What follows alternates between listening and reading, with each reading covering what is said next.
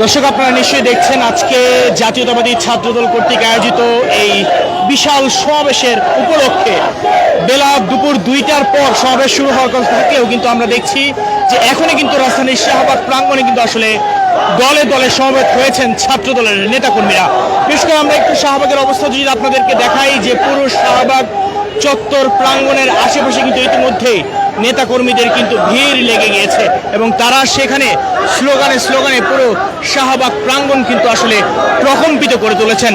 রাজধানীর শাহবাগ থেকে আপনাদেরকে কালের কণ্ঠ লাইভে সরাসরি যুক্ত করেছি আমি ওয়াসিফ পার্থ। আমরা আপনাদেরকে একটু জানাতে চাই, সমাবেশের সব প্রস্তুতি মূলত কিন্তু সম্পন্ন করেছে ছাত্রদল এবং প্রস্তুত হয়েছে ইতিমধ্যে এই মঞ্চ।